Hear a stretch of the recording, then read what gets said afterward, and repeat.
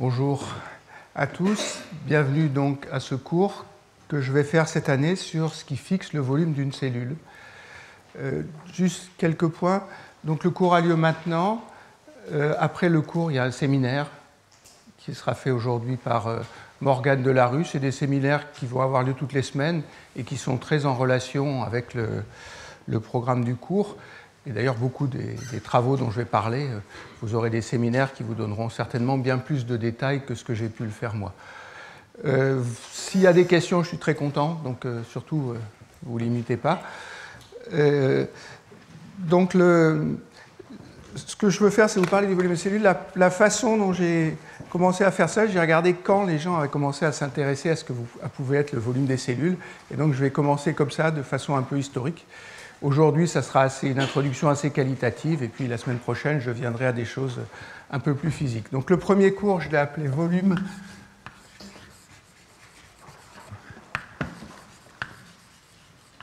masse et densité des cellules.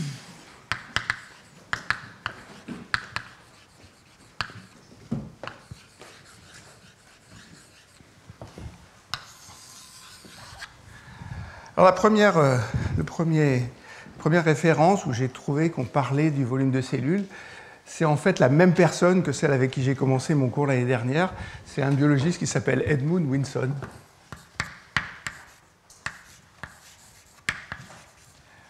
qui est un biologiste américain qui, en 1925, a écrit un livre qui s'appelle The Cell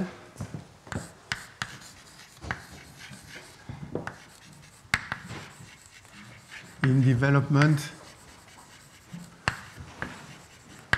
and Heredity. Alors c'est un livre gigantesque, il y a 1250 pages. J'ai évidemment pas lu les 1250 pages, mais j'ai cherché ce qui portait sur le volume des cellules. Et la première question que se pose Wilson, alors j'ai pris un article récent qui résume ça aussi, c'est ce qui est schématisé ici. Quand un organisme croît, il y a deux façons de faire. Une façon de faire, c'est qu'on a un nombre de cellules constant et que les cellules deviennent plus grosses. Et puis une autre façon de faire, c'est que la taille des cellules est à peu près constante et on augmente le nombre de cellules. Et Wilson cite une expérience, alors une expérience qui a été faite en 1904 par Theodore Boveri.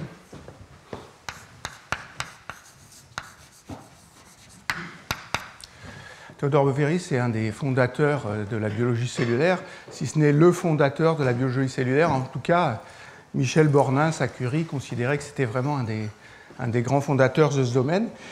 Et Boveri a fait une expérience que j'ai trouvée assez amusante. Il a pris des personnes qui étaient naines, des personnes qui étaient géantes, et il a regardé les cellules de personnes qui étaient naines et de personnes qui étaient géantes, et il trouve que la taille des cellules est la même. Après, il y a tout un tas de choses qui se sont accumulées sur ce fait-là, et pour la plupart des organismes, en tout cas les organismes multicellulaires, les cellules gardent la même taille, et quand un organisme croît, c'est le nombre de cellules qui croît. Donc ça a un sens de se poser la taille d'une cellule parce qu'elle est bien définie au cours du développement. La deuxième chose que note Wilson, Wilson il considère que c'est acquis, ça, que c'est le nombre de cellules qui croît. La deuxième chose qu'il note, c'est qu'il y a une très grande différence entre les tailles des cellules dans des organismes différents.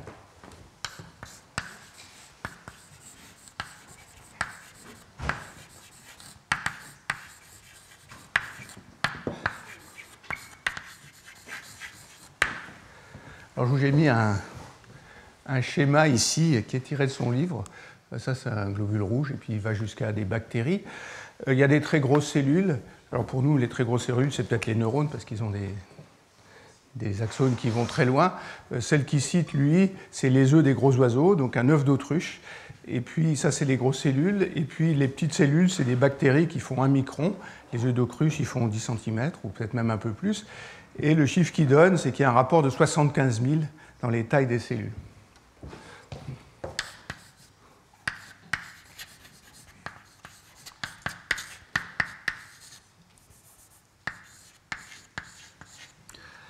Évidemment, il se pose la question de pourquoi des organismes différents ont des cellules de taille différente. Alors la première réponse, il dit il y a des classes d'animaux qui ont des grandes cellules, des classes d'animaux qui ont des petites cellules.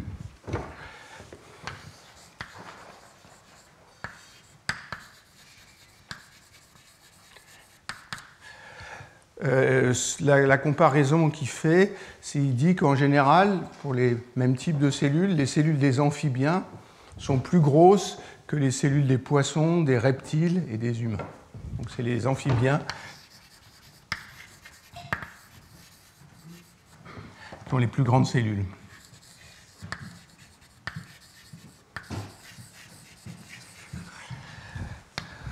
Et après, bien sûr, il se pose la question de qu'est-ce que c'est le paramètre qui pourrait faire que les amphibiens aient des cellules. Il fait des comparaisons sur les insectes, et sa conclusion, c'est que les insectes qui sont paresseux et qui ne bougent pas beaucoup ont des cellules grosses, et les insectes qui sont très actifs ont des cellules petites. Alors les paresseux, c'est les sauterelles et les criquets, et les actifs, c'est les guêpes et les abeilles.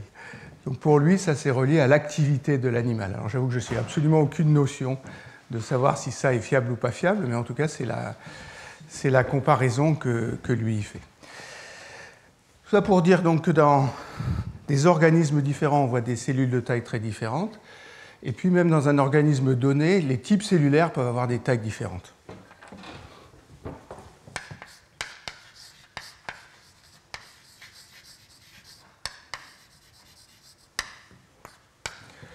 Donc voilà pour M. Wilson, et je reviendrai sur lui à la fin du cours. La remarque suivante, alors qui est aussi assez bien connue, c'est que si on regarde un type cellulaire donné, ou si on regarde dans un tissu, les cellules ont une variabilité de taille qui est très faible. Ça veut dire que dans un tissu, la taille des cellules est bien définie.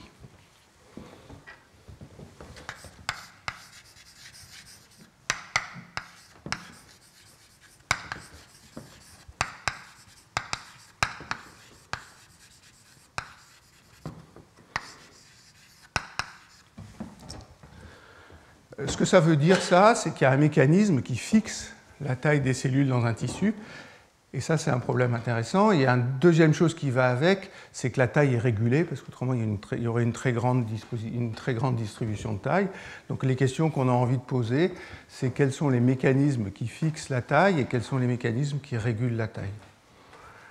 Alors dans cet article, qui est le groupe de Mark Kirchner à Harvard, il donne deux exemples. Donc voilà des cellules humaines et voilà des tailles de cellules humaines. Les plus petites, c'est les cellules bêta du pancréas et les plus grandes, c'est les adipocytes. Et ce qu'ils expliquent, c'est que c'est la fonction pour ces cellules-là qui fixe la taille.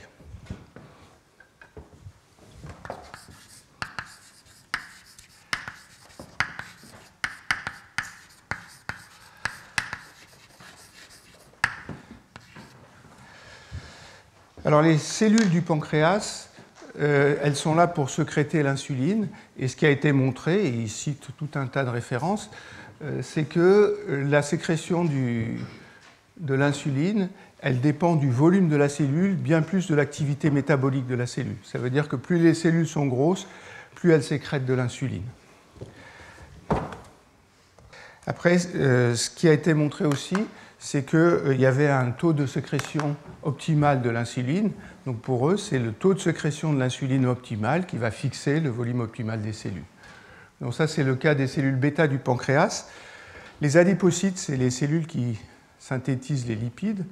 Là, c'est plus, en tout cas pour moi, plus naturel. Plus les cellules sont grosses, plus leur métabolisme est grand. Et même si on ramène à l'unité de masse, le métabolisme est plus important si la cellule est plus grosse. Donc plus la cellule est grosse, plus elle va synthétiser de lipides. Ceci dit, quand elles sont trop grosses, elles perdent la sensibilité à l'insuline. Et donc le volume de la cellule résulte d'un équilibre entre la synthèse de lipides et puis la sensibilité extérieure à l'insuline. Ce que ça veut dire, ça, c'est que ce n'est pas des facteurs extérieurs qui fixent le volume de ces cellules-là, c'est vraiment la fonction qu'elles doivent avoir dans le corps. Il y a un troisième exemple, alors je viens de l'Institut Curie, c'est les cellules cancéreuses.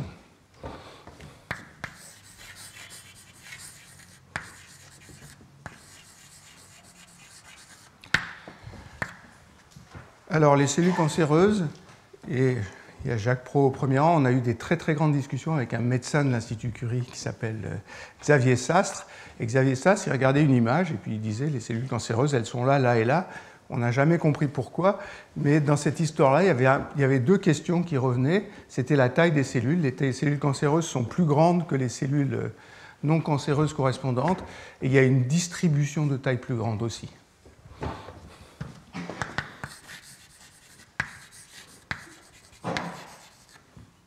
Je vais mettre hétérogène, mais ce que ça veut dire, c'est que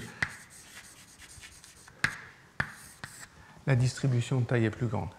Alors on peut se poser la même question, c'est-à-dire on peut dire peut-être que c'est l'environnement du tissu cancéreux qui fait que les cellules cancéreuses sont différentes. En fait, si on fait pousser des cellules cancéreuses et des cellules non cancéreuses dans le même environnement, on retrouve le même résultat. Il y a une hétérogénéité de taille qui est plus grande que celle des cellules saines.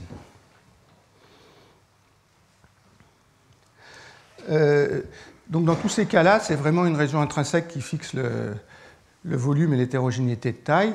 On peut penser à d'autres choses. Il pourrait y avoir des facteurs extérieurs, comme par exemple des facteurs de croissance qui pourraient réguler la taille de la cellule, ou même, je suis un peu plus porté là-dessus, mais des contraintes mécaniques qui aussi seraient très importantes pour la taille de la cellule. Dans tous ces exemples-là, ces facteurs-là sont très petits. Un troisième point important, c'est que la taille de la cellule n'est pas constante, elle augmente au cours du cycle cellulaire.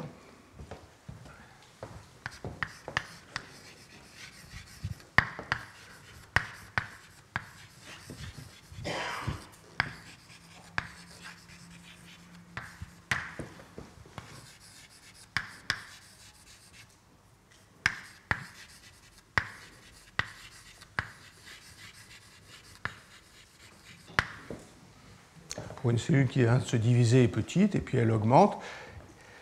Idéalement, elle a exactement 2 fois le volume au moment où elle se redivise, elle se casse en deux, et la cellule se propage comme ça. Alors le cycle cellulaire, j'ai une image sur la slide d'après, il est divisé en plusieurs phases. En fait, il y a surtout une phase où la cellule croît, c'est la phase G1.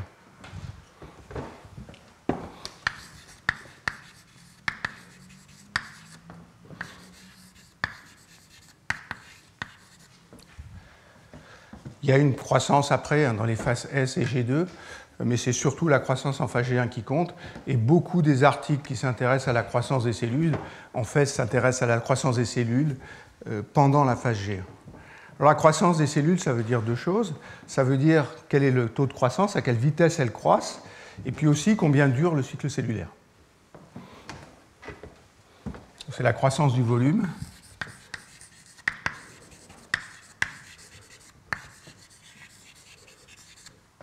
Et la durée du cycle cellulaire.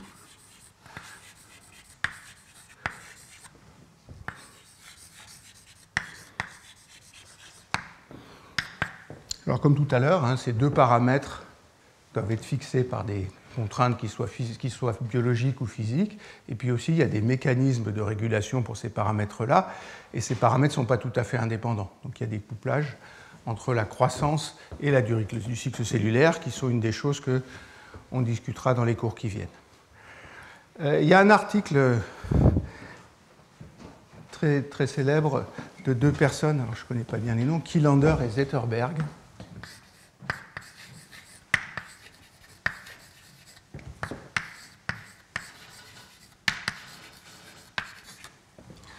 Ça, c'est un article des années 60. Je ne vais pas vous donner des références précises. Je mettrai sur le site web une liste de références générales pour tout le cours, où il y a des articles de revue, par exemple celui-là, et puis où il y a des articles précis, comme l'article de Kielander et Zetterberg.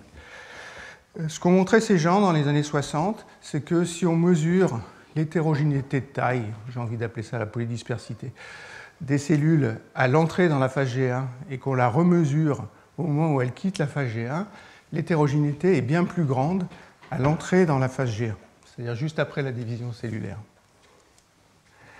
Alors voilà comment il le schématise. Ici, quand on rentre dans la phase G1, on a des cellules de toutes les tailles, et puis au moment où les cellules sortent, alors le cycle est là, la phase G1, il tourne à l'envers par rapport à ce dont j'ai l'habitude. On passe de la phase G1 à la phase S. La phase S, c'est la phase où on double l'ADN. Après, il y a une deuxième phase de croissance qui est G2. Et après, il y a la mitose. Pour la croissance, c'est surtout la phase G1 qui compte. Et quand on sort de la phase G1, les cellules ont des tailles qui sont bien plus triées que ce qu'elles étaient à l'entrée dans la phase G1. Ça peut être dû à deux mécanismes. Ça veut dire quand même que des cellules petites et des cellules grosses ne passent pas le même temps dans la phase G1. Il y a deux mécanismes qui permettent de faire ça, alors qu'il appelle le temps et la croissance. Un des mécanismes, c'est que les cellules croissent à la même vitesse, mais que les petites cellules passent plus de temps dans la phase G1, et puis qu'elles atteignent une taille qui est la taille qui est sélectionnée ici à la fin de la phase G1. Un deuxième mécanisme possible, c'est que les petites cellules croissent plus vite, les grosses cellules passent plus lentement, le temps de passage dans la phase G1 serait fixé, et dans ce cas-là, c'est la différence de croissance qui fait le rattrapage entre les deux. En pratique, pour beaucoup de cas, c'est plutôt la première chose qui est observée. Je ne sais pas s'il faut dire caractéristique, mais une des propriétés de ce modèle quand même, c'est que la sortie de la phase G1 elle est fixée par une taille bien définie des cellules.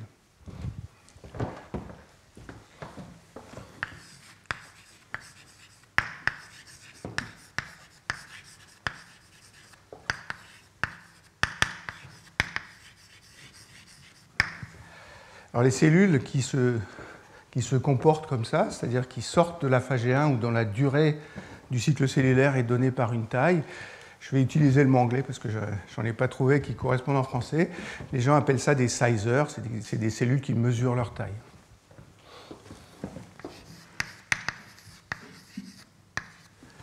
Ce n'est pas le seul mécanisme possible.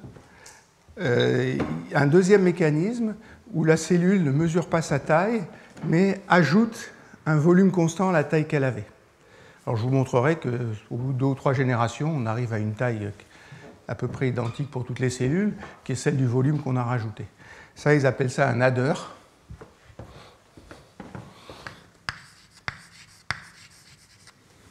Alors ce n'est pas très évident de voir comment une cellule peut être un adder, mais il y a des mécanismes qui ont été proposés et qui sont très clairs, et je vous en montrerai un ou deux. Puis il y a une troisième chose, qui est peut-être la chose la plus naïve à laquelle on peut penser, c'est que la cellule a une durée du cycle G1 qui serait constant, et donc ça c'est ce qu'on appelle un timer.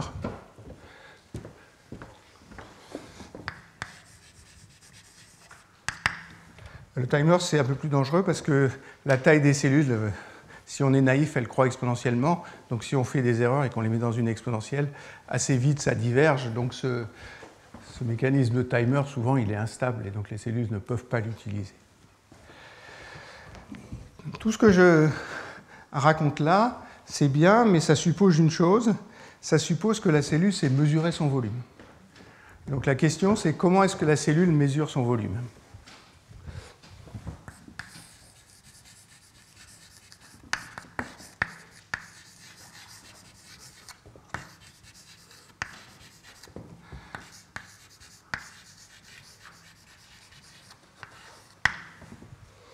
Alors j'ai repris les schémas du premier article que je vous ai montré. C'est des articles du groupe de John Scottheim, qui est professeur à Stanford et qui est à mon avis une des personnes qui a le mieux réfléchi à ce qu'est le volume de la cellule et comment il est régulé. Ce que distingue Scottheim, c'est 3 types de mesures du volume de la cellule. Le premier, il est géométrique. Le deuxième, c'est par des facteurs externes. Et le troisième, c'est par titration de protéines. Alors le modèle géométrique, parce qu'à partir de caractères géométriques, on mesure la taille. Dans la cellule, il y a une membrane. Beaucoup des processus de la cellule se font par la membrane. Il y a un certain nombre de processus qui se font en volume. Et donc la taille, c'est le rapport du volume divisé par la surface. Et donc tous les processus qui font intervenir à la fois la surface et le volume ont une mesure naturelle de la taille. Il y a un deuxième mécanisme qui sont des cellules où il y aurait des gradients de protéines à l'intérieur de la cellule. Si la longueur caractéristique du gradient est intrinsèque, la cellule peut comparer sa taille à cette mesure caractéristique du gradient. Le deuxième type de mécanisme, c'est des mécanismes externes. Ce que fait Scottheim ici, c'est qu'il met un mur solide au bout, donc la cellule croît, et puis qu'après, quand elle tape dans le mur, elle ne peut plus croître. Et donc ça, c'est un mécanisme qui fixe de façon externe à la cellule. C'est purement le fait qu'il ne peut pas passer à travers le mur qui fait ça. Un autre auquel on peut penser, c'est des effets osmotiques. La cellule compare sa pression osmotique avec la pression osmotique du milieu extérieur. Je vous en montrerai plusieurs pendant le cours. Ici, c'est un choc hyperosmotique, c'est-à-dire que le milieu extérieur a une force ionique, une densité ionique qui est plus faible que la cellule. Dans ce cas-là, l'eau rentre dans la cellule. L'eau rentre dans la cellule, donc ça, c'est le point A, c'est celui qui est là, alors que ça, c'est le point dont on était parti.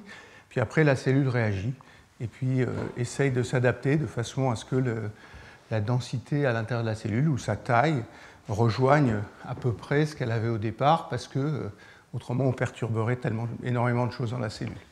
Puis on peut le faire à l'envers. Hein. Au lieu de mettre un milieu hypoosmotique, on peut mettre un milieu hyperosmotique, c'est-à-dire que rajouter du sel à l'extérieur. Dans ce cas-là, la cellule va se contracter. Tous les effets osmotiques, on a envie d'être à peu près semblable à ce qui se passe à l'extérieur. La cellule se contracte et puis après, elle s'adapte. Alors, elle s'adapte par des processus actifs, c'est-à-dire des processus qui consomment de l'énergie pour revenir à sa taille initiale. Le troisième type de processus, qui est celui que je discuterai le plus dans le cours, parce que c'est quelque chose qui m'a un peu intrigué, comment est-ce qu'on arrive à faire ça? Par titration de protéines. Alors, par titration de protéines, ça veut dire qu'il faut mesurer la quantité de protéines et la comparer à quelque chose. Ce que j'essaierai de vous convaincre dans les 2 prochains cours, c'est qu'il y a toute une phase où le nombre de protéines croît de façon exponentielle.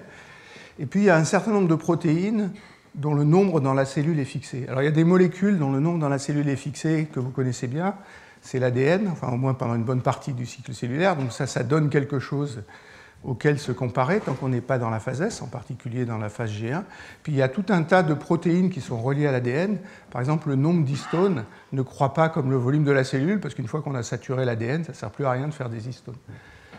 Ce n'est pas tout à fait celle-là que les mécanismes dont je parlerai utilisent, mais ces exemples sont simples. Et donc si on a 2 types de protéines, une qui croît comme le volume et une qui ne croît pas comme le volume, en faisant des réactions qui combinent les deux, on peut arriver à mesurer le volume de la cellule, et c'est ce mécanisme-là que je discuterai en détail dans quelques cours.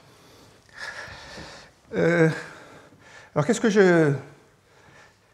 j'ai envie de faire dans ce cours? Quel est le but du cours? C'est un peu de discuter le point de vue d'un physicien sur les mécanismes et les paramètres et les mécanismes de régulation qui fixent le volume de la cellule. Alors comme le donne le titre, je ne parlerai pas que du volume, je parlerai de la masse sèche de la cellule. Donc la masse sèche, c'est ce qui reste quand on enlève l'eau. Et puis la densité de la cellule. Alors, la densité, ça vous donne la masse de tous les composants par unité de volume qu'il y a dans la cellule. Il est clair que si, et ça va peut-être faire référence à des choses que va raconter Morgane, si la densité est très grande, c'est bien plus difficile de se déplacer, la cellule est bien plus visqueuse, les coefficients de diffusion sont plus grands. Et ces choses-là font que la densité est aussi un paramètre très important. Donc ça va être les 2 prochains cours. Après, je vous parlerai de la variation du volume au cours du temps, comment la cellule croît et comment la croissance est régulée. Et puis, il y a le deuxième aspect dont j'ai parlé tout à l'heure, c'est la longueur du cycle cellulaire, c'est-à-dire comment la cellule décide qu'il faut qu'elle sorte de la phase G1 ou qu'il faut qu'elle sorte de son cycle cellulaire. Et il y a tout un tas de travaux physiques qui ont été faits là-dessus que j'ai trouvé vraiment très, très intéressants. Le dernier cours, je vais discuter quelque chose dont je n'ai pas trop l'habitude. C'est évidemment, quand la cellule croît, par exemple, elle a besoin d'énergie. Et c'est les réactions chimiques qui lui donnent cette énergie. Donc la question, c'est quel est le rôle du métabolisme dans la croissance d'une cellule? Dans tout ce que je vais raconter jusque-là, je parlerai surtout de cellules eucaryotes et de cellules de mammifères, étant bien entendu que certains des résultats sont vrais pour des levures ou des bactéries. Alors je le mentionnerai parfois ou je montrerai des expériences parce qu'elles me paraissent plus illustratives que celles de cellules de mammifères, mais un peu mon but dans le cours, c'est de parler des cellules mammifères. Pour cet aspect de métabolisme, les travaux que j'ai trouvés les plus simples et les plus faciles à expliquer, et où il y a beaucoup plus de données, c'est les travaux sur les bactéries ou sur les levures. Donc je me focaliserai dans le dernier cours plutôt sur les bactéries et les levures pour discuter ces effets métaboliques. Donc voilà un début d'introduction très général. Maintenant, je voudrais être un tout petit peu plus précis sur un nombre de points. Mon premier point, c'est quelles expériences on peut faire pour mesurer le volume d'une cellule.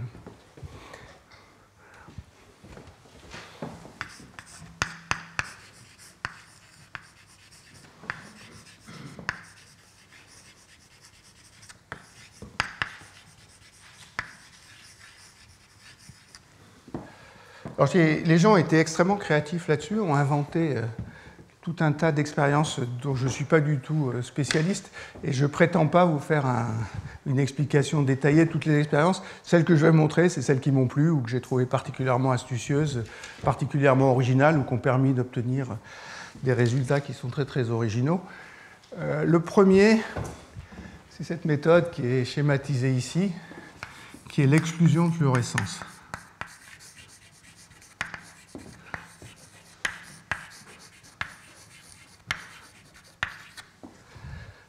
Mathieu Piel de l'Institut Curie, qui fera un des séminaires du cours, a fait des expériences magnifiques là-dessus. J'étais persuadé que c'était lui qui avait inventé la technique.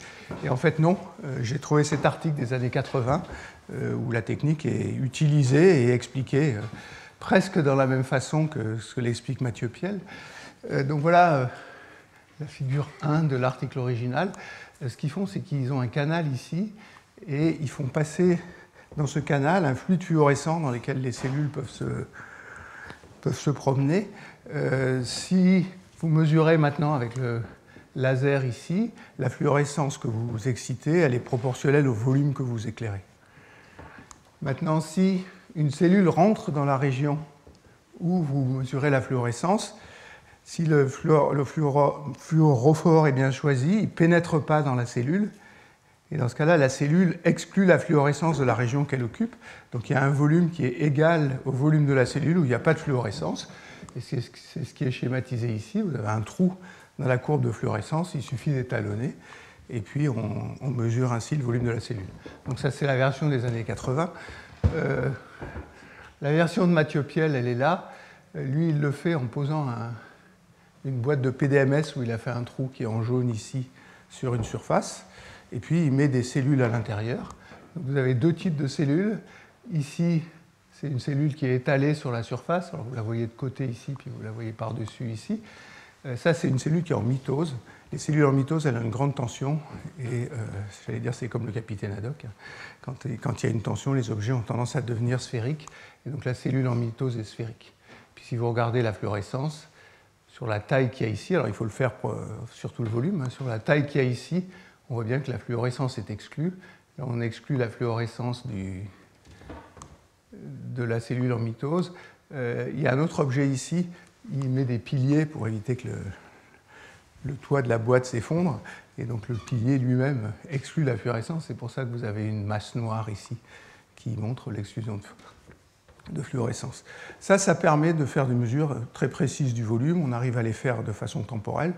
Peut-être pas extrêmement rapidement, mais c'est quelque chose qui marche très très bien et qui est utilisé maintenant par pas mal de gens. Alors il y a des tas de vérifications. Vous pouvez vérifier que la fluorescence est proportionnelle à l'épaisseur, des choses comme ça. C'est ce qui est fait ici. Donc voilà un premier type de mesure que je trouvais un peu original.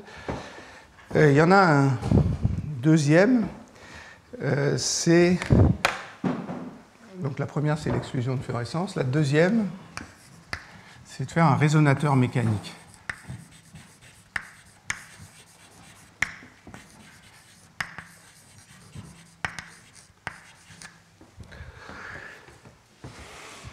Donc, il y a pas mal d'articles qui utilisent ça. J'en ai cité deux ici. En fait, il y a toujours la même personne là derrière, qui est un dénommé Scott Manalis, qui travaille à Boston. Le résonateur mécanique, c'est une petite languette ici qui est fait dans du plastique en polymère, je devrais dire, c'est plus noble. Et puis on mesure la fréquence de résonance de cet oscillateur mécanique. La fréquence de résonance, quoi qu'on fasse, elle dépend de la masse de l'oscillateur. Donc on mesure la fréquence de résonance, sauf que dans l'oscillateur, on a fait un canal microfluidique ici. Au départ, on remplit le canal microfluidique d'un fluide, on mesure la fréquence, et puis ils ont tout un jeu là, que je n'ai pas regardé en détail, mais qui est indiqué de ce côté-là, où ils arrivent à diriger des cellules au milieu. Quand ils dérivent les cellules, la masse de la cellule est différente de la masse du fluide qu'elle déplace, c'est comme la pression d'Archimède, et quand on regarde le shift de la fréquence de résonance, on mesure directement, j'ai envie d'appeler ça la masse d'Archimède, c'est la masse de la cellule moins la masse du fluide déplacé. Donc c'est une mesure de la masse effective.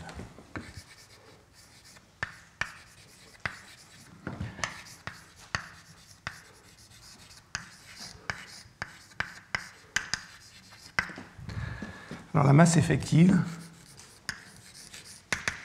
c'est la masse de la cellule moins le volume fois la densité du fluide.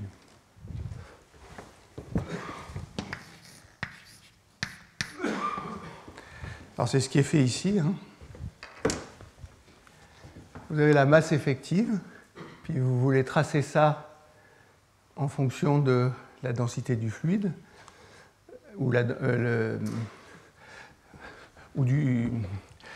Maintenant, la relation est linéaire ici.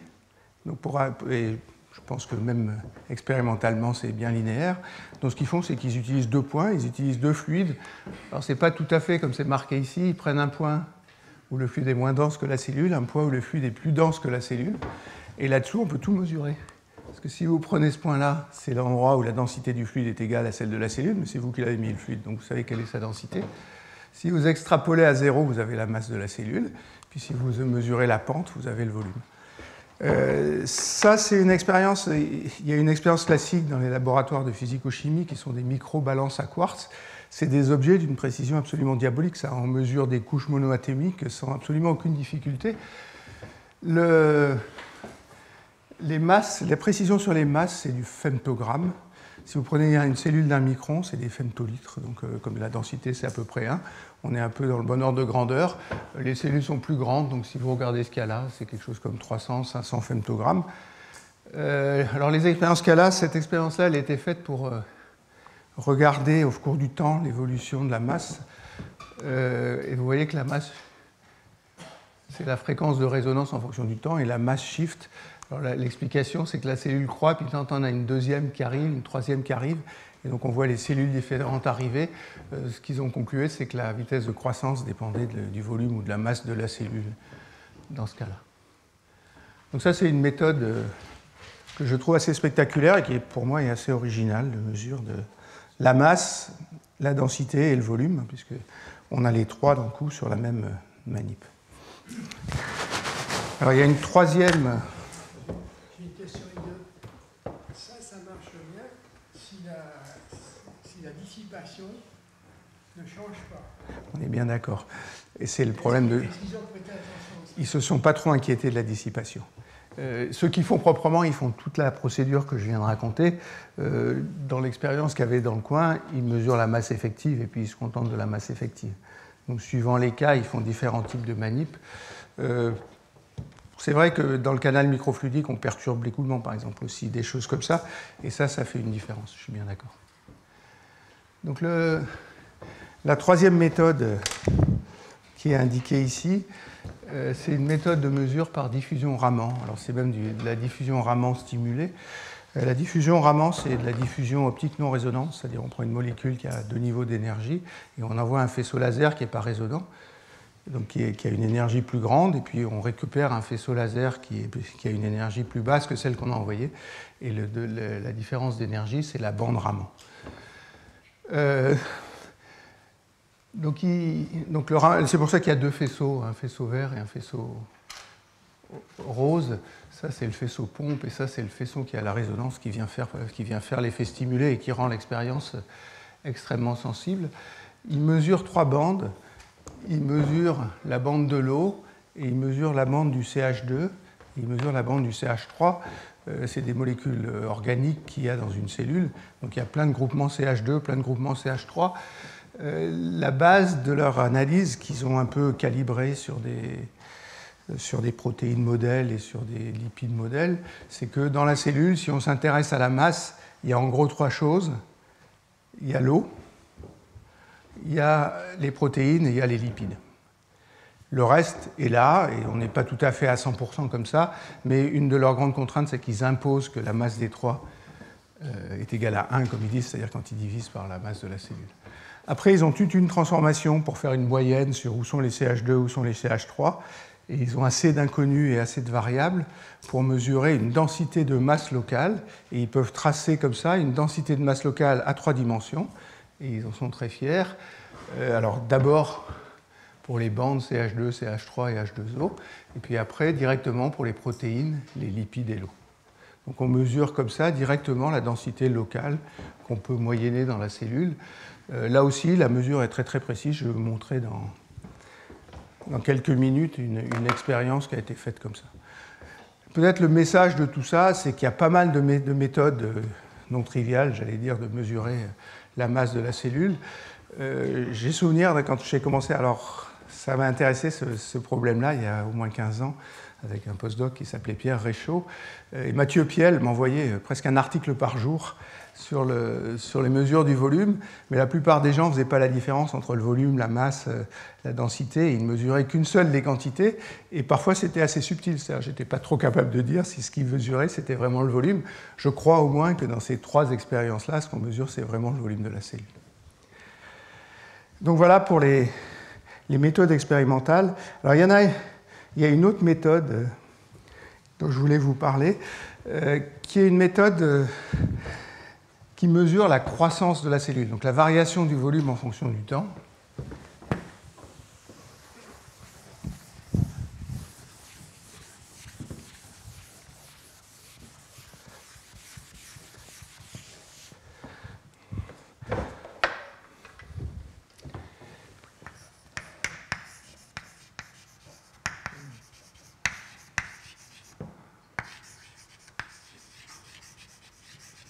Alors, elle m'a intéressé parce qu'ils utilisent uniquement des méthodes statistiques.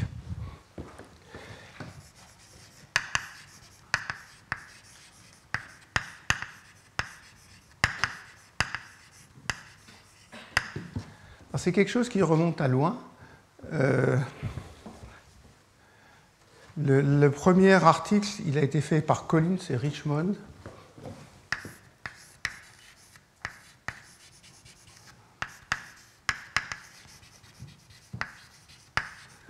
Dans les années 60, puis ça a été repris, encore une fois, par le groupe de Mark Kirchner récemment. Donc l'idée, cette fois, c'est de ne pas faire ce que je vous ai montré dans les expériences précédentes, de regarder une cellule, mais de regarder une colonie de cellules qui flotte en solution dans l'eau.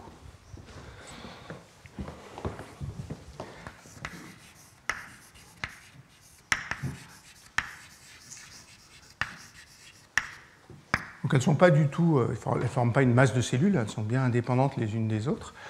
Et puis on se place dans une phase qui existe plus ou moins toujours et que les expériences arrivent à détecter, où la croissance est exponentielle. Donc le nombre de cellules en fonction du temps est exponentiel.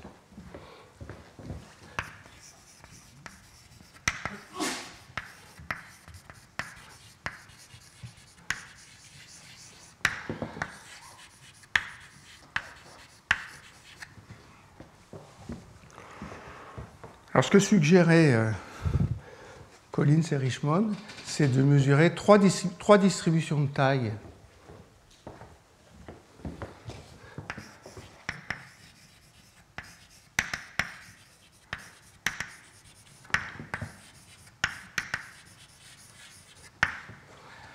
La première, c'est à un instant t, pendant cette croissance exponentielle, la distribution de volume pour des cellules qui ne sont pas synchronisées. C'est-à-dire on veut des cellules qui sont complètement aléatoires, le nombre de cellules croît en fonction du temps, et puis on arrive à un régime stationnaire où la distribution de volume ne dépend plus du temps à part la croissance exponentielle.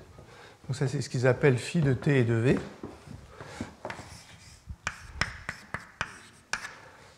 Ça, c'est des cellules non synchronisées.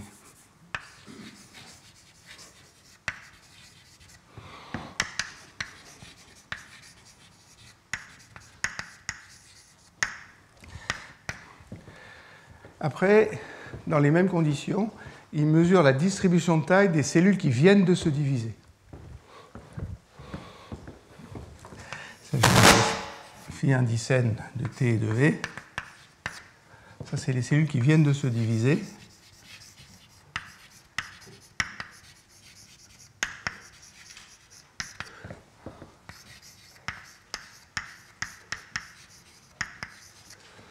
Elles vont par deux, évidemment, parce que quand une cellule se divise, ça apporte deux nouvelles cellules.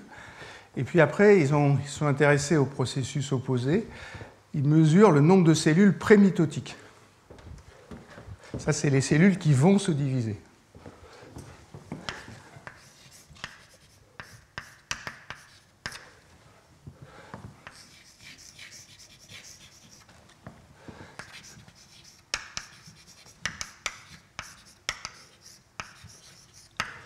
Les cellules qui viennent de se diviser, on en voit une là-haut. On a bien deux cellules filles qui sont à côté l'une de l'autre, donc c'est assez facile à détecter. Les cellules prémitotiques, c'est bien plus difficile à détecter, donc la difficulté de l'expérience, c'est de mesurer cette chose-là. Alors, je vais vous faire un petit dessin, puis vous allez comprendre comment ça marche.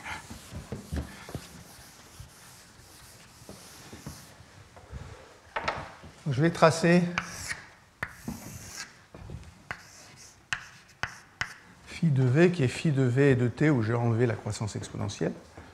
Donc, elles croissent toutes ces choses-là croissent comme exponentielle kt,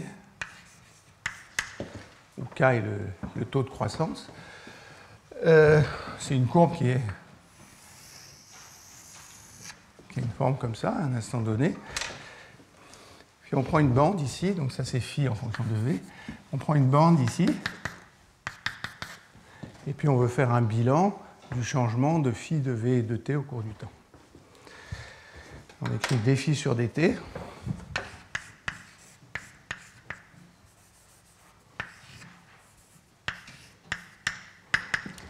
Alors, il y a un facteur trivial, c'est que le volume va augmenter avec le temps. Donc si le volume de chaque cellule augmente avec le temps, il y a un flux dans l'espace des volumes.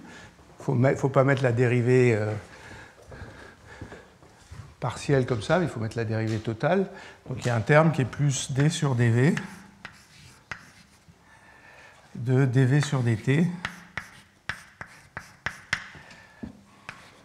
fois phi. Ça, c'est la dérivée convective dans l'espace V. Puis après, il faut que je regarde tous les processus qui vont changer la distribution. C'est pour ça qu'il y a ces deux distributions-là, parce que celle-là, elle change la distribution. Chaque fois que j'ai un événement prémitotique, j'ai deux cellules qui apparaissent dans cette tranche-là. Donc ça va faire 2 fois dφ n sur dt. Ça c'est chaque fois que j'ai une cellule qui vient de se diviser, j'en ai deux qui se fait comme ça. Puis quand j'ai un événement prémitotique, la cellule va se diviser, donc elle part de cette région-là pour aller à des cellules qui sont à un volume V sur 2. Donc moins.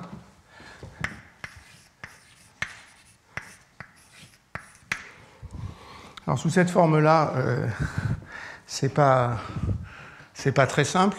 La première chose qu'on peut faire, c'est dire toutes ces quantités-là, phi, n, elles croissent exponentiellement avec le temps, avec le même taux de croissance. Donc ça me dit que k fois phi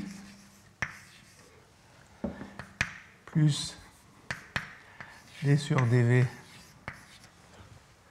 de dv sur dt fois phi égale 2k phi n moins k phi m.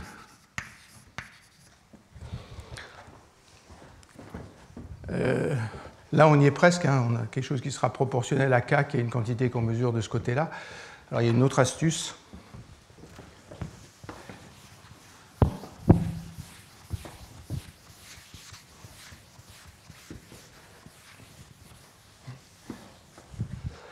L'autre astuce, c'est qu'au lieu de considérer la distribution entre v et v plus dv, on va considérer la distribution cumulée qui intègre de 0 à v.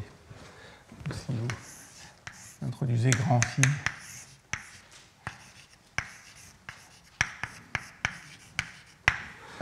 dv', vous intégrez cette équation-là sur v. Je vais passer celui-là de l'autre côté. Donc l'intégrale de ça, il va y avoir quelque chose à v, il ne va rien y avoir à 0. Donc ça va donner simplement dv sur dt fois phi égale k, facteur de 2 grand phi n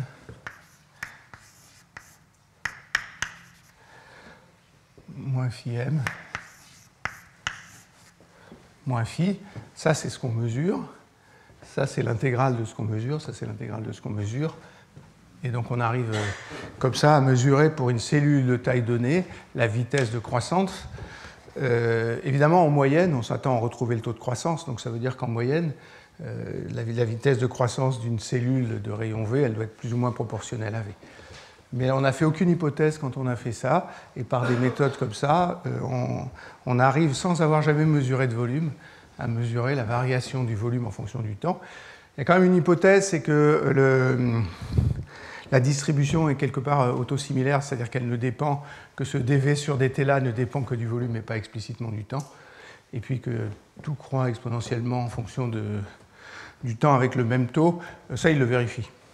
C'est-à-dire qu'on peut tracer des courbes de croissance exponentielle. Donc après, les choses qu'il faut faire, c'est mesurer. Alors ils le font, c'est le même groupe, ils le font par leur méthode Nori, là. Ils calculent les distributions de taille. Alors il y en a deux qui sont faciles à calculer. Là, vous avez la distribution de taille de cellules qui sont désynchronisées. Et là, vous avez la distribution de taille de PR qui apparaissent comme ça, là, qui correspondent aux deux cellules qui sont là. Et la troisième, elle est bien plus compliquée à obtenir. Ils utilisent une astuce que je ne vais pas vous expliquer parce que ça me prendrait longtemps, mais il y a des fluctuations dans la division. Et la division cellulaire n'est pas tout à fait symétrique. Ça veut dire qu'il y en a une qui est plus grande que l'autre. Donc ils mesurent les statistiques d'asymétrie de la division cellulaire. Et par un hasard heureux, si on connaît ça, par un produit de convolution, ils arrivent à sortir la fraction de cellules prémitotiques. Et donc ils ont tout, et ils arrivent comme ça à mesurer le taux de croissance en fonction du temps. Donc alors ces méthodes ont été assez appréciées dans les années 60. Il y a pas mal de mathématiciens qui se sont intéressés à ça. Je vous en montrerai un peu après. On arrive à faire des choses assez sophistiquées en regardant des distributions comme ça et à trouver des vrais paramètres physiques à partir de ça. Et donc voilà pour les mesures dont je voulais vous parler. Il y a plein d'autres méthodes. La masse sèche, il suffit de sécher et de peser, par exemple. Il faut connaître le nombre de cellules, mais enfin, c'est des choses que les gens savent très bien faire, ça. Donc voilà les expériences dont je voulais vous parler. Ce dont je veux parler maintenant, c'est la densité de masse sèche d'une cellule.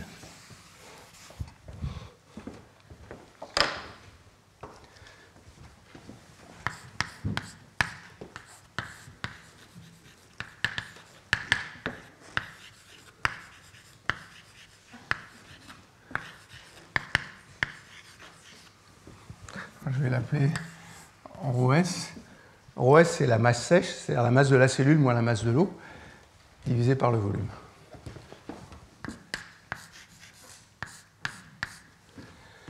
Et un résultat qui est assez communément admis, c'est qu'au cours du cycle cellulaire, la densité ne varie pas beaucoup. Alors elle ne varie pas beaucoup, surtout si on reste dans la phase G1, et puis il y a des exceptions.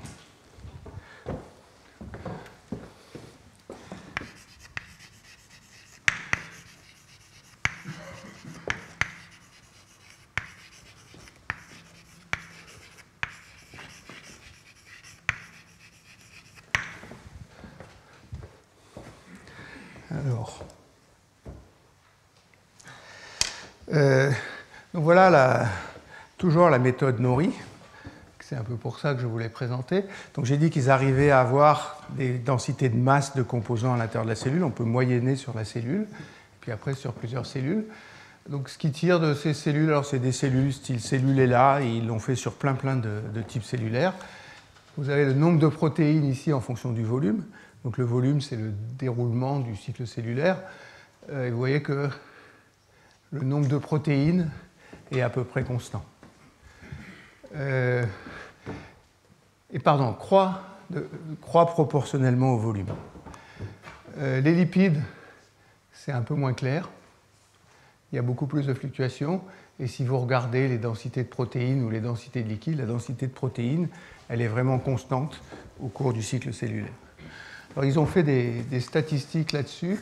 Là, vous avez les quantités extensives, puis ici, vous avez les densités. Alors, je ne vois pas très bien, mais il y en a une des deux qui est la densité de masse sèche.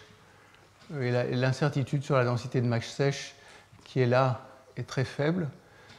Et elle ne varie pas pratiquement au cours du cycle cellulaire. Et puis, c'est ce que je disais tout à l'heure, si on ajoute la masse sèche et les lipides, on a si on ajoute les protéines et les lipides, on a toute la masse sèche. Là, ils ont triché parce qu'ils ont considéré que le reste était négligeable. Ce n'est pas tout à fait vrai. Il y a des acides aminés libres, par exemple, dont je vous reparlerai plus tard, qui sont, de la façon dont ils le font, il me semble qu'en plus, ils sont intégrés dans les protéines, ceux-là, parce qu'ils mesurent des raies CH2, et la raie CH2 et la raie CH3, elles ne changent pas entre les protéines et les acides aminés. Donc ils ont ça en plus. Il y a des ions aussi, par exemple, qu'il faudrait mettre, mais en gros, ils ont la plupart du comportement de la cellule, et c'est comme ça qu'on arrive à montrer que la densité de masse sèche est à peu près constante au cours du temps, au cours du cycle cellulaire, ou au moins autour de la phase G1. Alors pourquoi s'intéresser à la densité de masse sèche? Alors je vais citer il y a un article de revue sur la densité de masse sèche de la cellule qui a été fait par Gabriel Neuror, qui aussi est quelqu'un qui viendra faire un séminaire, avec une dame qui s'appelait Angelica Hamon, qui est une des personnes qui a fait les manips les plus pertinentes que j'ai trouvées sur le volume des cellules, mais qui malheureusement est décédée il y a quelques années. Donc on aura Gabriel Neuror, qui maintenant est en Europe d'ailleurs, alors qu'elle venait de San Francisco. Ça, c'est un peu un panneau justificatif des raisons qui donnent de pourquoi la densité joue un rôle important dans les cellules. En gros, je vais revenir à mon cours de l'année dernière. L'année dernière, je vous ai parlé de condensats biologiques et j'avais posé la question pourquoi les condensats biologiques c'est important. Mais les raisons sont les mêmes ici. Si vous augmentez la densité, vous augmentez les cinétiques de réactions chimiques. Ça, c'est un premier point. Alors, parmi les réactions chimiques qu'ils citent ici, il y a les formations d'agrégats de protéines. Peut-être pas pour vous tout à fait des réactions chimiques, hein, ça peut être des liaisons physiques, mais l'effet est le même. Il parle de concentration seuil de cycles de protéines comme ça. Ça va dépendre beaucoup des constantes de réaction. Donc si on change la densité, on va changer ces choses-là. Puis après, de ce côté-là, il y a des choses un peu plus triviales. Évidemment, si la densité est plus élevée, les molécules se déplacent plus difficilement et c'est plus difficile d'injecter des gros objets à l'intérieur des cellules si la densité est élevée que si elle est faible. Et puis il parle même de transition de phase. Si vous atteignez des densités élevées, vous pouvez créer une transition de phase. Si vous créez une transition de phase, il y a une phase diluée autour et ça change pas mal le comportement de la cellule. Donc il y a un intérêt à maintenir la densité constante. Ça veut dire ça que la cellule doit réguler sa densité. Alors, je vous ai montré un exemple où elle régulait sa densité. Quand je vous ai montré ce choc osmotique, c'est l'eau qui rentre d'abord, donc le volume augmente beaucoup, et puis après le volume redécroît, parce qu'il y a des systèmes actifs, des pompes par exemple, qui régulent les ions de façon à revenir à la densité que la cellule aime bien. Donc il y a des mécanismes assez précis pour la cellule de réguler sa densité. Il y a aussi des raisons physiologiques pour changer la densité.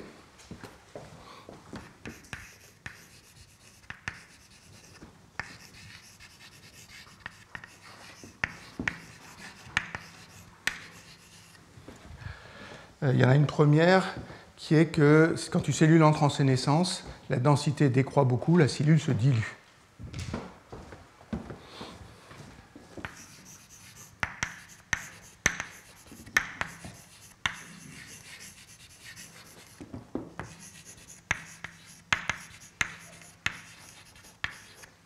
Ça, c'est un des résultats principaux qui a été obtenu par Neuror et Hamon, et je vous montrerai des résultats de ça, où la cellule, quand on bloque la production de protéines, ce qui pour eux est une façon de simuler la sénescence, la cellule se dilue et la densité décroît énormément à partir du moment où la cellule rentre en sénescence, ou, alors je ne sais pas très bien, il y a des biologistes qui vont peut-être aller, quand elle sort du cycle cellulaire, les deux se produisent, je ne sais pas si c'est exactement la même chose ou pas, mais ces deux choses-là se produisent. Quand une cellule rentre en apoptose, c'est l'inverse.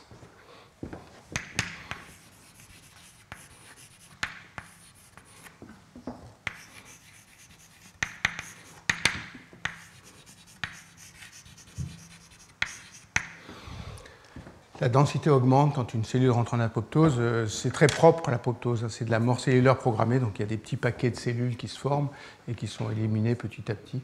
Et ça passe par une augmentation de la densité. Il y a d'autres cas, alors qui étaient moins évidents pour moi. Il y a parfois des changements de densité lors de la différenciation cellulaire. Ça existe. Ou de changements d'état métabolique de la cellule. Donc voilà, la densité est un paramètre important et là aussi il y a besoin de mécanismes de régulation qui dans certains cas sont simples et qui dans d'autres cas vont s'avérer être bien plus compliqués. Donc voilà ce que je voulais dire sur la densité. Ça finit un peu mon tour très très rapide. C'est tous ces phénomènes-là que je vais essayer d'expliquer pendant le cours. Ce que je voulais vous montrer par ça, c'est qu'on a pas mal de données en fait sur les volumes de cellules, sur la façon dont ils varient, sur la longueur du cycle cellulaire. Il y a plein d'hypothèses qui ont été faites sur quelle est la durée du cycle cellulaire, et c'est ce genre de choses que je voudrais discuter à la lumière des expériences qui sont là. Après, j'ai mon chapitre suivant a un titre un peu plus pompeux. J'ai appelé ça physique du volume cellulaire.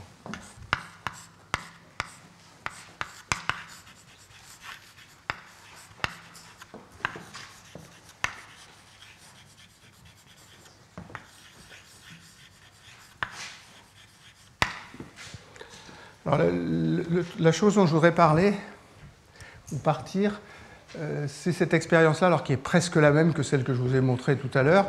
Elle est faite 20 ans après, elle n'est pas faite au Danemark, elle est faite à l'Institut Curie, mais c'est un choc hypoosmotique. Et ce que je voudrais vous montrer, c'est qu'il y a des tas d'échelles de temps qui rentrent là-dedans et que c'est important de regarder la physique du volume cellulaire à différentes échelles de temps.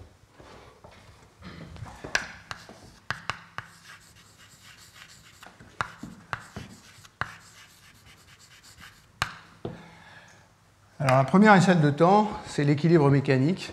Il n'y a pas d'inertie pour les cellules, je répète ça depuis que je fais les cours ici. S'il n'y a pas d'énergie, ça veut dire que l'équilibre mécanique il est instantané.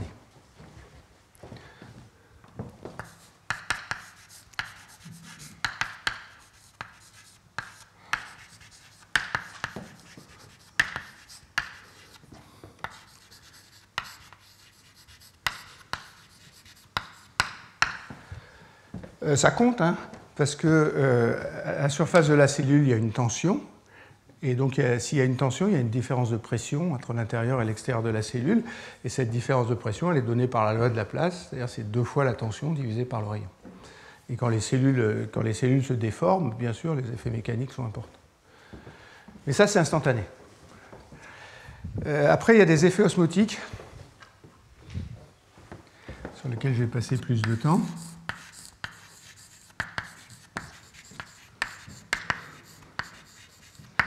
Alors les effets osmotiques, pour moi, ça va être les échanges d'eau et les échanges d'ions.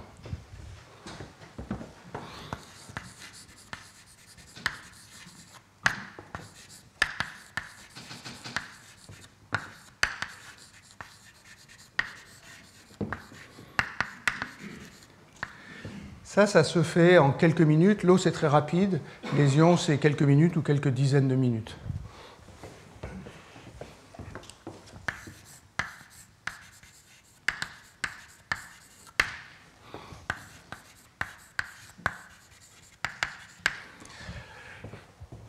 Alors c'est ce que vous voyez ici. Hein. Le premier événement qui se produit, c'est l'accroissement du volume à toute vitesse. Alors je dis une minute, mais si ça se trouve, c'est qu'on n'a pas mesuré assez vite, et donc c'est peut-être même encore plus rapide que ça. Ça peut être des secondes ou des choses comme ça. Alors les molécules d'eau rentrent dans la cellule. Si vous prenez une vésicule, les molécules d'eau ne peuvent pas rentrer dans la vésicule parce que la membrane d'une vésicule est imperméable. Ça veut dire que la cellule a quelque chose qui permet aux molécules d'eau de rentrer. Il y a des canaux pour l'eau, comme il y a des canaux pour les ions. Alors les canaux pour l'eau, ils sont bien connus, ça s'appelle des aquaporines.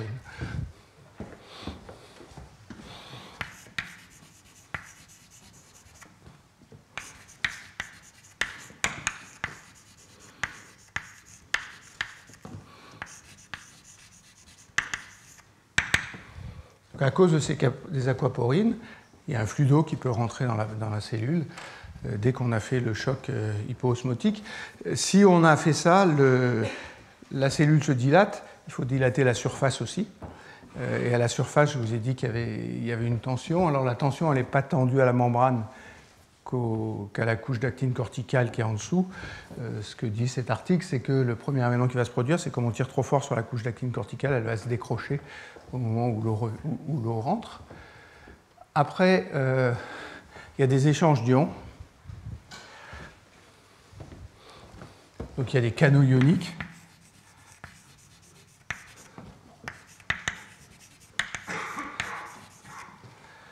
Les canaux ioniques sont spécifiques, ça veut dire que ce n'est pas les mêmes canaux pour des ions différents. Les ions dont je parlerai, c'est les ions sodium, potassium. Il y en a un dont je ne parlerai pas, mais qui est toujours là parce qu'il faut que la nature soit neutre, c'est l'ion chlorure. Vous verrez que je décris ça de façon très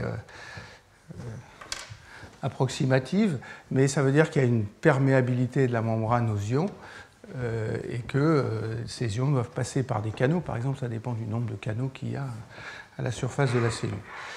Ce n'est pas la seule chose qui se passe. Les canaux, c'est complètement passif, ça veut dire que ça ne consomme pas d'énergie et les ions peuvent aller dans un sens ou dans l'autre. Il y a des pompes aussi.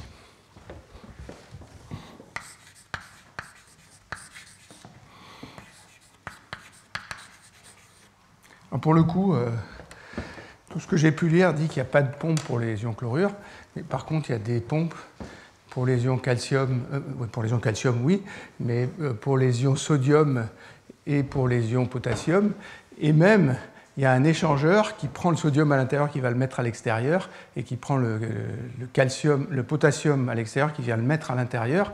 C'est une vraie pompe à ions, parce que cette pompe-là, elle enlève 3 ions sodium pour les mettre à l'extérieur, mais elle fait rentrer que 2 ions potassium. Donc elle expulse des ions positifs de la cellule, et toute l'histoire de l'équilibre osmotique de la cellule, c'est ça l'élément essentiel, parce que s'il n'y avait pas ça, il n'y aurait pas de volume stable de la cellule au niveau osmotique. Donc voilà un peu les mécanismes osmotiques. Si je regarde là, donc l'événement qu'ils ont mis, vous voyez les pompes ici et les ions. Ce qui est important, c'est que les pompes consomment de l'énergie. On recolle le cytosquelette, il est étiré, donc à un moment, il va falloir qu'il relâche. Il y a aussi un problème avec la membrane, donc à temps plus long. Si la surface est plus grande, il faut ramener des lipides pour la membrane. Le modèle classique du volume cellulaire, sur lequel je passerai le cours prochain.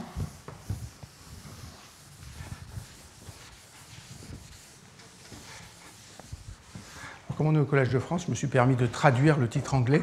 Je vais appeler ça le modèle pompe et fuite.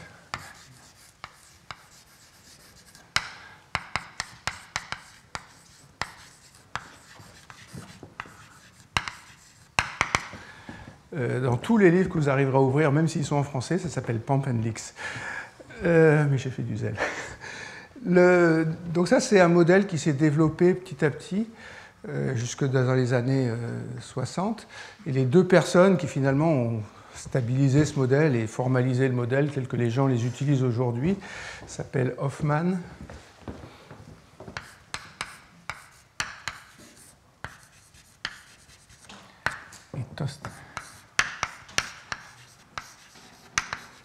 et Tosteson. Je ne vais rien vous épargner parce que les voilà tous les deux. C'était des étudiants de Hopkins, celui de Hopkins et Huxley, donc qui, dans un labo où on travaillait sur la propagation des potentiels d'action et des choses comme ça. Et c'est eux qui, c'est pas du tout les premiers à avoir mis ces choses-là, mais c'est eux qui ont un peu figé le modèle dans l'état où les gens l'utilisent. Il y a un article assez rigolo. Donc eux, c'est des étudiants d'Hopkins. Il y a les petits-enfants qui s'appellent Kay et Blaustein qui ont écrit un article sur l'histoire du modèle de pompe et fuite et qui raconte comment le modèle s'est développé petit à petit et on a introduit petit à petit tous les éléments qu'il fallait pour arriver à avoir quelque chose qui décrivait bien les manips. L'élément principal, c'est donc cette pompe sodium-potassium que j'ai décrite, NKP, ça s'appelle dans les articles. Il sort 3 sodium et il rentre 2 potassium. Je croyais que c'était eux qui avaient introduit ça. Ce que dit l'article, c'est que c'est Hopkins qui, dans une conférence, a dit que peut-être les gens qui travaillaient sur le volume de la cellule devraient inclure cet élément dedans. Je pense que c'est ça qui a débloqué complètement le problème.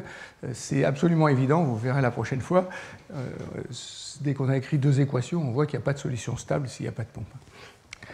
Alors le modèle, il est schématisé ici.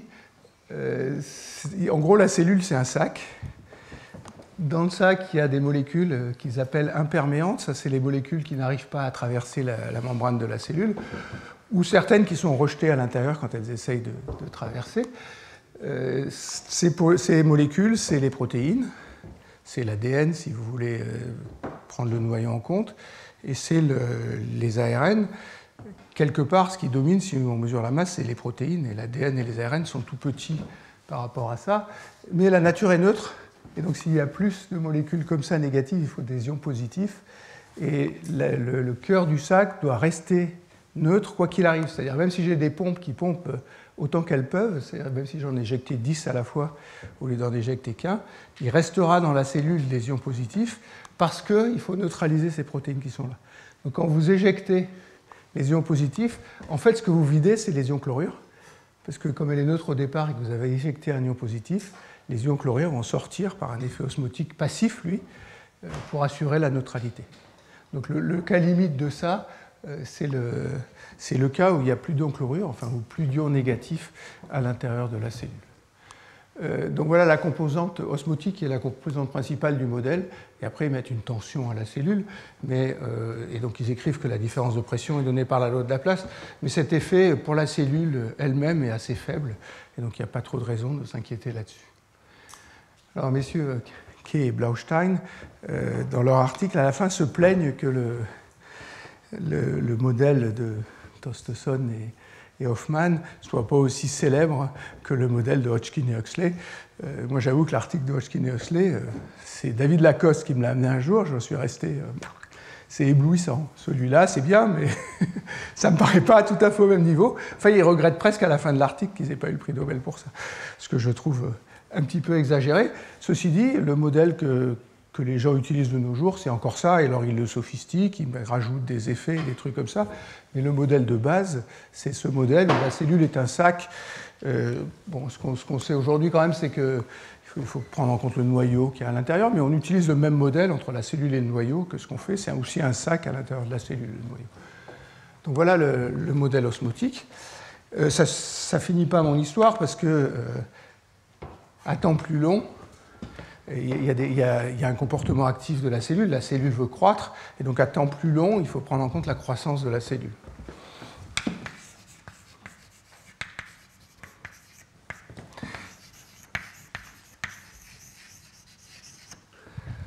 Donc dans ce modèle-là, les protéines qui sont imperméantes, qui sont au milieu, elles restent coincées au milieu, et on travaille à composition de la cellule constante. Quand la cellule croît, elle fabrique des protéines en phase G1, hein, c'est son travail principal, et donc il faut coupler ça, ce modèle-là, à la croissance de la cellule. Les échelles de temps sont très différentes, donc c'est très simple. À chaque instant, on regarde la concentration à l'intérieur de la cellule, et l'équilibre osmotique se fait bien plus vite, donc il suffit d'utiliser le résultat statique et de dire que ça suit adiabatiquement la croissance de la cellule. Donc les propriétés, après ces instants initiaux où se font les équilibres mécaniques et osmotiques, sont faites par la croissance de la cellule. Alors j'ai presque fini cette histoire-là avant de passer peut-être au début du chapitre suivant où je vous parlerai un peu d'effets osmotiques. Il y a deux effets dont je n'ai pas parlé et je vais revenir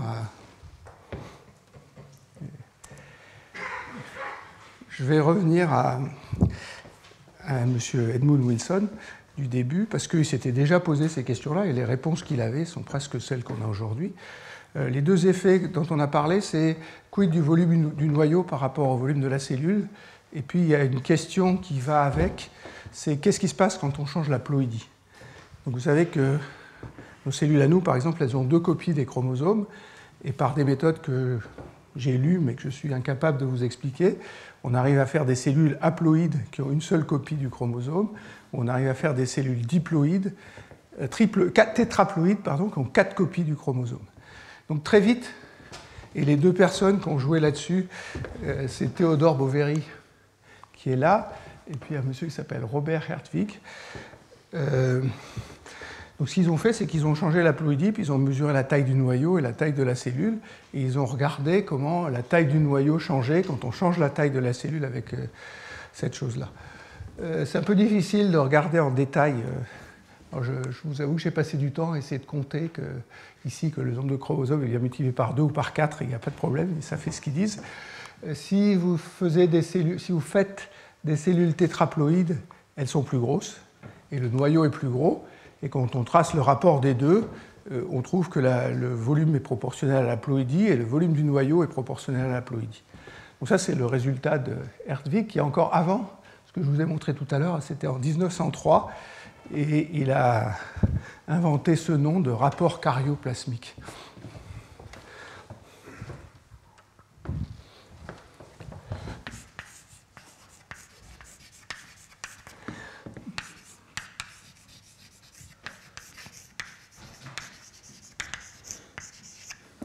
Ça, c'est le volume du noyau divisé par le volume de la cellule. La notation traditionnelle, c'est NC, et c'est le volume du noyau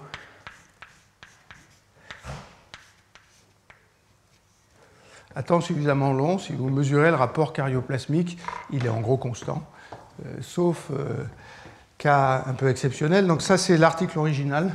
Alors je comprends tous les mots allemands, sauf celui-là. Je l'ai mis dans Google Translate, il m'a donné des résultats un peu bizarres. Après, j'avais par hasard l'administrateur du Collège de France en face de moi, qui est allemand. Il m'a dit que ça voulait dire sexuel, mais la différenciation sexuelle, ça ne me paraît pas terrible. Donc je ne sais pas très bien ce que veut dire ce mot-là, Geschlechtliche. Enfin, tout le reste, c'est facile, hein, c'est les rapports du volume de corrélation entre le volume de la cellule et le volume du noyau, qui est ce qui m'intéressait. Et après, visiblement, il s'intéresse à la différenciation. Tellement que 2 ans après, alors là, pour le coup, ça a été traduit, et pas par n'importe qui, mais ça a été traduit dans un article de Paul Nurse, la constante qu'on doit considérer comme quelque chose de donné, et le rapport carioplasmique. Donc au cours du cycle cellulaire, le rapport carioplasmique ne change pas. C'est au moins vrai dans les étapes de croissance exponentielle. Alors c'est vrai, mais pas toujours, évidemment. Et je n'avais pas vraiment d'exemple à vous donner de pourquoi et où c'était pas vrai. Et j'ai été au séminaire de l'Institut Curie mercredi, et on m'en a servi un sur un plateau. Donc j'ai été voir l'orateur et je lui ai demandé sa slide. Alors j'en ai condensé 2, mais donc il s'appelle Matthias Weiss. Il est professeur à l'université de Bayreuth. Et ce qu'il étudie, c'est les premières divisions du vers et élégance. Alors ces divisions, donc au début on a un œuf qui est une seule cellule, puis après ça se coupe en 2, il y a 2 cellules, puis après ça se coupe encore en 2, il y a 4 cellules, mais ça se fait à l'intérieur de la coquille, et la coquille ne croît pas. Donc les cellules sont de plus en plus petites, donc le volume total est égal au volume de la coquille, et donc le volume à la énième division, c'est V sur 2 puissance n. Il y a une histoire aussi que les cellules ne produisent pas beaucoup de protéines, donc ce n'est pas très choquant. Enfin, elles arrivent à assimiler, à assumer ces choses-là en ayant suffisamment elles-mêmes de quoi se maintenir en vie, malgré ces divisions-là. Alors, les mesures sont magnifiques, hein. Ils digitalisent la cellule et des choses comme ça. Et puis après, ce qu'ils tracent, c'est le volume du noyau en fonction du temps. Alors c'est une courbe qui est comme ça, et puis dans certains cas, elle va saturer vers une constante. Donc il fit ça par une exponentielle, et s'il ramène les constantes s'il rééchelle les constantes de temps, tout va sur la même courbe. Donc il dit ça c'est une constante 1 moins exponentielle moins t sur le temps. Et puis il a 2 volumes caractéristiques, il a le volume de saturation ici, et puis le volume où se fait la division cellulaire. Si on trace le volume où se fait la division cellulaire, il croît comme le volume de la cellule, sauf que ça c'est en log-log, et la pente n'est pas égale à 1. Donc ça veut dire que pour cette chose-là, le volume du noyau croît comme une puissance inférieure à 1 du volume cellulaire, et pardon, c'est celui-là. Et la puissance, c'est 0,65. Alors 0,65, il n'y a pas besoin d'être très imaginatif pour dire que c'est comme 0,66. Et 0,66 c'est 2 tiers, et ça voudrait dire que c'est proportionnel à la surface de la cellule et pas au volume. Il a un argument pour ça, je serais incapable de vous l'expliquer parce que je ne l'ai pas compris. Il me l'a réexpliqué et je n'ai pas suivi, je ne saurais pas dire si cet argument il faut le croire ou pas. Par contre, si vous allez chercher l'asymptote du volume, vous tracez l'asymptote, alors il fit la courbe jusque-là, puis après il dit ça va vers l'asymptote. L'asymptote elle-même, elle est bien proportionnelle au volume de la cellule. Donc il y a un volume théorique que la cellule pourrait avoir qui est proportionnel au volume de la cellule, et puis il y a un volume réel mesuré qui est proportionnel à la puissance 2/3 du volume de la cellule. Donc voilà, ça finit le premier cours, et je vais juste commencer à vous raconter des choses qui relèvent du deuxième cours que j'avais. Qui sont assez différentes. Ce dont je vais vous parler, c'est de la physico-chimie de la cellule.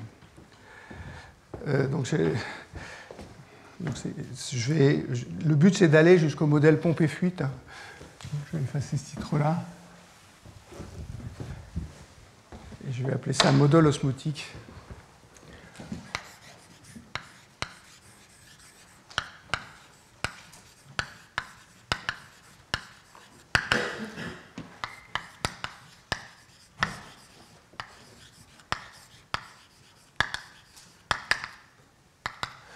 Donc mon but, c'est de vous redériver de façon assez simple ce modèle de Tosteson et Hofmann qui sont encore là, et après d'essayer de voir comment on peut comparer ça à des résultats expérimentaux sur des cellules.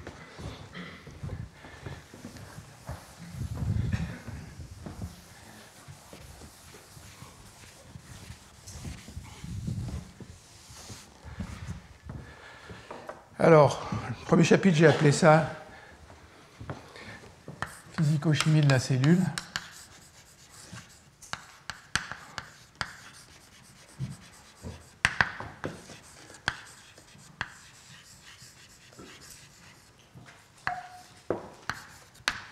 Et ce que je voudrais faire pour l'instant, c'est discuter de potentiel chimique et de pression osmotique.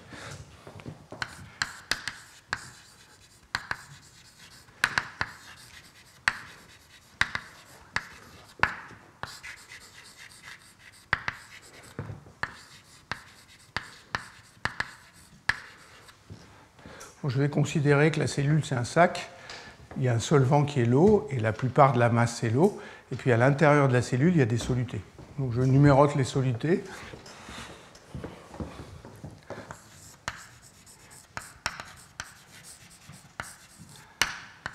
Je les appelle I, 1, 2, 3, 4, jusqu'à tant que vous voulez.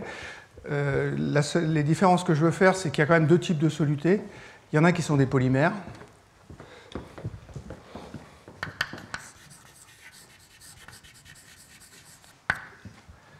C'est les protéines, c'est l'ADN, c'est l'ARN, et puis il y en a qui sont des petites molécules.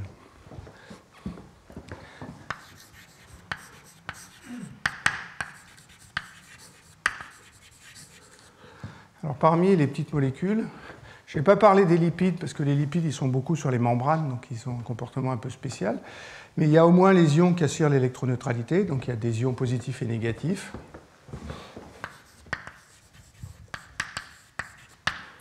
Il y a des acides aminés libres.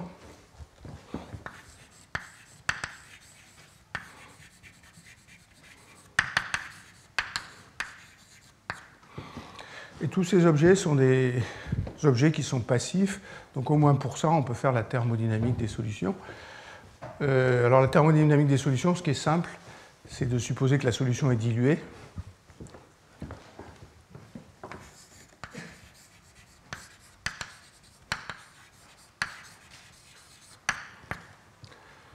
Dilué, ça veut dire qu'il n'y a pas trop d'interactions, que les interactions ne comptent pas. Je vous dirai dans une minute qu'on sait faire, aller plus loin. Il y a des modèles qui marchent très bien pour faire ces choses-là. Mais si on a une solution qui est diluée, le potentiel chimique d'un soluté, μI,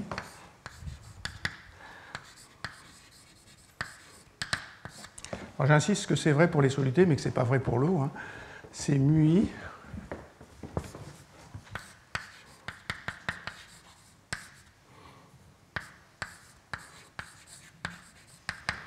c'est kT log de NI, ou je vais mettre CI, pardon.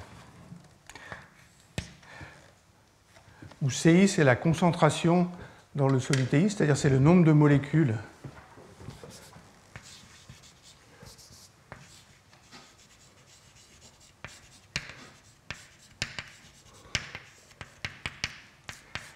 dans la cellule divisé par le volume de la cellule. J'insiste sur le fait que si j'ai un polymère, je prends le nombre de polymères divisé par le volume de la cellule. Ici, il faut mettre un volume. Je vais l'appeler VI et je vais vous dire dans une minute ce que c'est. C'est en gros le volume d'une molécule. Ça, c'est le terme d'entropie, c'est un terme de gaz parfait.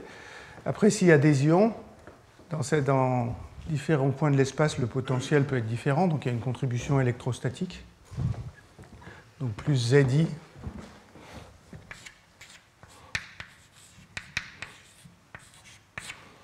psi.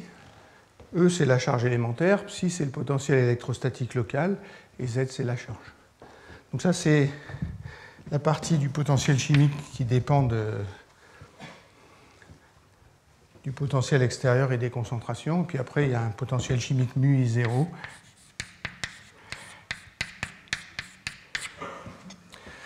Ça, c'est la théorie des solutions idéales ou des solutions régulières. Alors, il faut que je vous dise ce que c'est VI.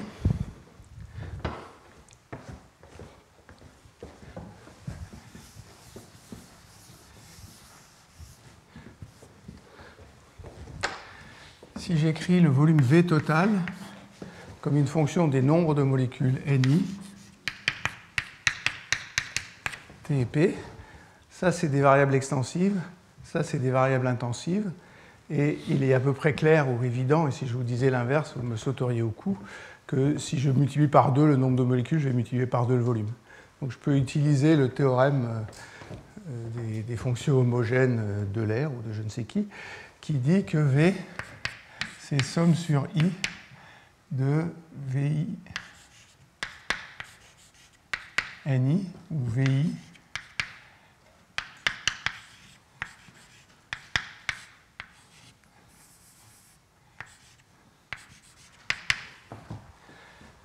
ça veut dire que je peux écrire en calculant, donc il faut que je le fasse à température et pression constante, si vous voulez que je fasse les choses proprement, en définissant le volume moléculaire partiel comme ça. Ça, c'est une relation purement mathématique. Ce que je vais supposer, c'est que la solution est incompressible.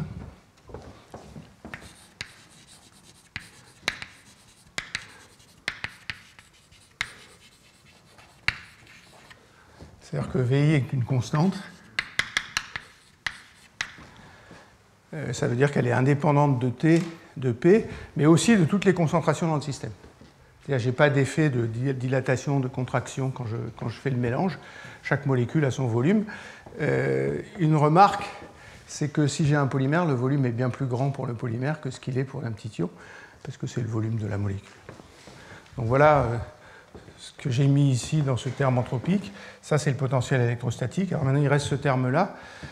Il y a une autre relation magique que VI, c'est d mu I sur dP.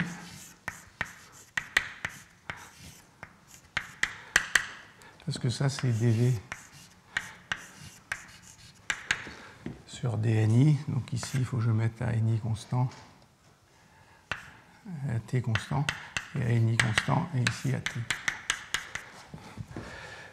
Donc je peux calculer le volume moléculaire partiel en prenant la dérivée du volume total par rapport au nombre de molécules, ou je peux calculer la dérivée du potentiel chimique par rapport à la pression. Ça, c'est vrai, c'est pas simplement vrai pour les solutions. C'est vrai, c'est une relation thermodynamique, c'est une relation de Maxwell en thermodynamique, cette histoire-là.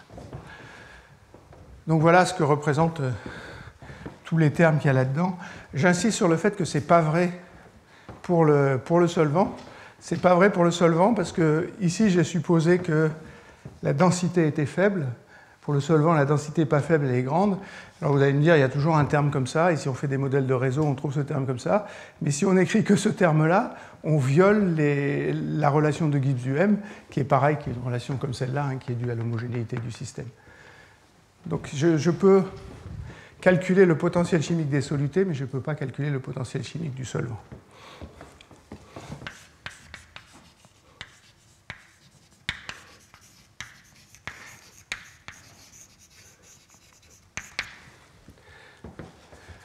Donc voilà pour les ions. Maintenant, la deuxième chose, c'est qu'est-ce qui se passe pour le solvant. Et la quantité qu'on définit pour le solvant, c'est ce qu'on appelle la pression osmotique.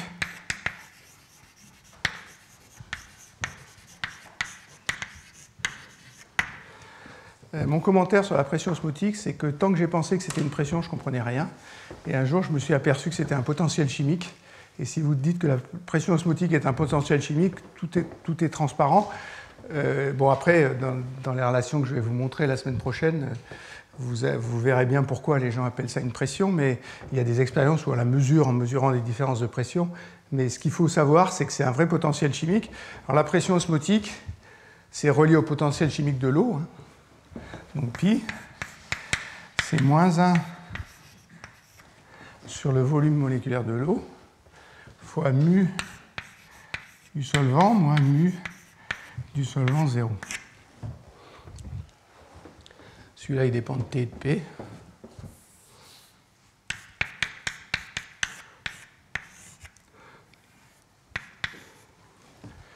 Ça veut dire que je prends le potentiel chimique du solvant, je retranche un état de référence, et cet état de référence, je le prends à la même pression que celui où est ma solution, et à la même température, et l'état de référence, c'est l'état où il n'y a pas de soluté.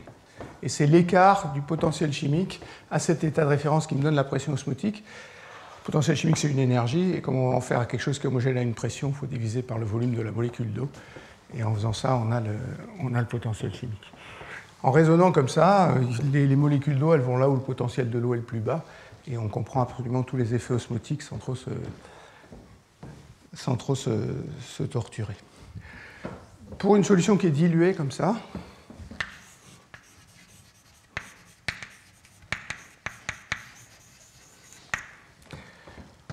la pression osmotique, donc c'est la constance de Boltzmann fois la température, fois somme sur tous les solutés des CI. Ça, c'est la même formule. Alors, ça s'appelle la théorie des solutions régulières ou des solutions idéales. Oublions la différence, c'est pas fondamental, et en plus, je l'ai oublié. Mais ça, c'est la même formule que la formule pour un mélange de gaz parfait. Vous multipliez par V de l'autre côté, et vous avez PV égale somme de NKT. Alors, je travaille avec les nombres de molécules. Vous avez peut-être appris ça avec la constante R des gaz parfaits. Je préfère utiliser la constante de Boltzmann, mais ça, c'est uniquement une question de goût. Donc, dans cette approximation de solution diluée, en gros, les solutés sont un gaz parfait qui tremble dans le solvant. Comment je fais ça? Il faut utiliser la relation de Gibbs du M. Je ne vais pas vous le faire, mais une fois que je vous dire comment on fait, vous y arriverez facilement.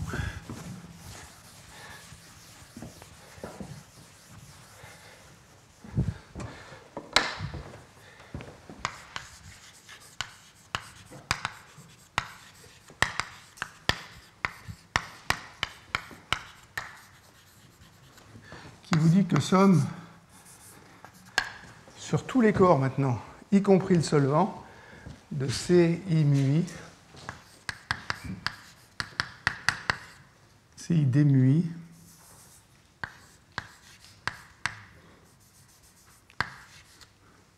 égale 0. Ça, c'est à température et à pression constante. Si vous écrivez, vous faites un petit changement de toutes les densités, delta C, vous écrivez que le potentiel, c'est ça, en une ligne, vous allez obtenir la pression osmotique de la solution. J'ai plusieurs remarques à faire avant de m'arrêter.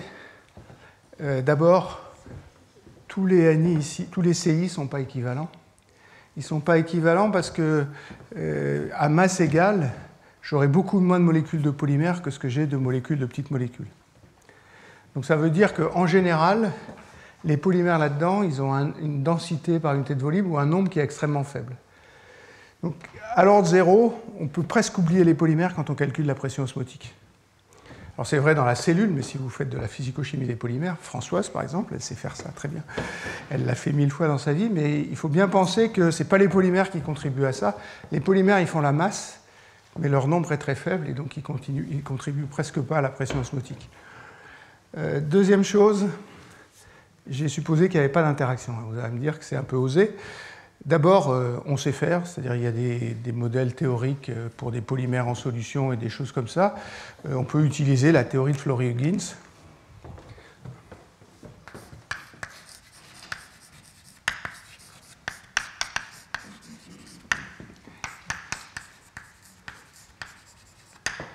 La théorie de Flory-Huggins fait ce qu'on appelle un développement du viriel, c'est-à-dire qu'il y a des corrections ici, en carré des concentrations, etc., etc. Ça change un peu quantitativement le résultat, mais souvent les corrections qu'on a sont petites, et donc, parce qu'il y a des petits ions, hein, les corrections qu'on a sont petites, et donc c'est ça le résultat principal. C'est un tout petit peu plus subtil s'il y a des ions. J'ai parlé de ça dans mon cours de l'année dernière. S'il y a des ions, il y a un terme qu'on appelle un terme de polarisation, qui est dû au fait que si vous vous placez dans un sel, autour d'un ion positif, il y a plus d'ions négatifs, et l'ion positif attire les ions négatifs. Donc ça crée un terme qui est un peu plus singulier, mais on peut vérifier en calculant des ordres de grandeur que ces termes-là sont petits. Donc ça paraît un peu abusif, et mon but n'est pas tellement de vous faire des choses que je pourrais comparer avec 35 paramètres à des résultats expérimentaux. Je veux essayer de sortir un peu la physique principale. Le point que je veux faire ici, c'est que si on insiste, on sait faire. Alors, il y a des paramètres, hein, bien sûr, il y a des paramètres d'interaction de Flory et des choses comme ça, mais en prenant ces choses-là, on arrive très bien à introduire les interactions. Voilà, je m'arrête là, et donc la semaine prochaine, j'essaierai de transformer ça dans le modèle de pompe et fuite. Merci.